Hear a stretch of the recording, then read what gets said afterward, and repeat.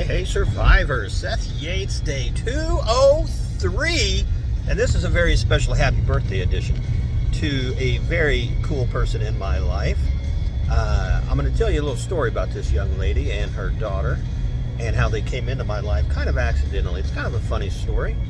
But since I've been doing these Since Seth the Survivor videos, there have been a lot of people that have reached out, a lot of people that watch them and say, laugh and whatever. But there's been a couple people, a handful of people, like there always is, that have really supported me and really got a kick out of these. Like every single day when I see a reaction or I get a message or whatever the case may be about one of my videos, it's usually one of a handful of people. And by that I mean like 4 or 5. So today is Since Seth the Survivor happy birthday edition to one Dawn Cameron. All right, and I'm going to tell you the story how I met this young lady. She's from Owensboro, Kentucky, and years ago I used to coach a girls softball team, my daughter's team, and we were having tryouts and we put it out on the internet and whatever. And I had a lady call me and she said, hey, my daughter's looking for a new team. She's a catcher, first baseman, hits the ball pretty well. And I said, great. I said, come to try out. This is the location. This is the time. You know, we're doing it like 1 o'clock in the afternoon, whatever it was. But since we live here in Evansville, Indiana, the time difference always plays in. It always factors in. So sometimes you're either an hour late or an hour early, depending. You know, you can literally live on that side of the street and it's noon, and on that side of the street it's 1 o'clock in the afternoon. So we have our tryout, and this lady and her daughter don't show up. Well, about an hour goes by, and here they come.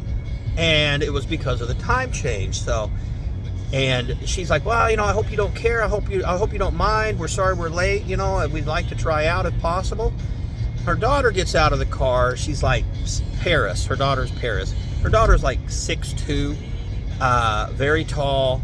And she comes up, and, you know, everybody else has pretty much gone through and hit and stuff. So we put Paris out there, and immediately a buddy of mine starts pitching to her.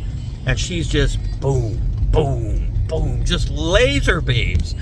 And, you know, her mom was like, you know, I don't know. You think she's got a shot? And my buddy and I were both, I know my glasses are tinted, but my buddy and I were both looking at each other like, damn, this girl is a beast. So, she made the team. We put her on the team. And we went to a tournament one time. And we were playing, we were doing pretty well, and then we ran up against this team we had never seen before. And we got down in the first inning like 7-0. Okay, so then a couple innings go by, we get a few people on base, we score a couple runs, we get down within, I think we got back within three runs. We were in Newburgh, Indiana, playing right across the street from Castle High School, Survivor, and we get the bases loaded, and guess who comes up? Laserbeam. I'm telling you what, like if she would have been on the American Gladiators, her name would have been Laserbeam. And she hit a bomb. I swear it landed across the street in the Castle High School's parking lot. And her mom, Dawn, wasn't there, but her dad was. Jason was there, and I think he got it on film. I think he was talking to her when she did it. And it was, it was crazy. It was crazy. But I just saw on Facebook that today is her birthday, and I know a lot of people, a lot of friends, a lot of family, and I don't do things for all of their birthdays. But I wanted to do that today because it reminded me of how I met them and how much fun we had for a few years playing softball. I got to coach that young lady, and her daughter Paris. Boy, I tell you what, and her other daughter, she has 2 daughters, but I knew Paris very well, and she was absolutely an amazing kid, an amazing person. Of course, she's a young adult now. She's my daughter's age, so she's about 23. And I'm telling you what, I'm so happy that you know, we don't see each other that much or talk that often, but you know, we still have those memories. We still have that relationship from years ago. And she's been one of my biggest supporters.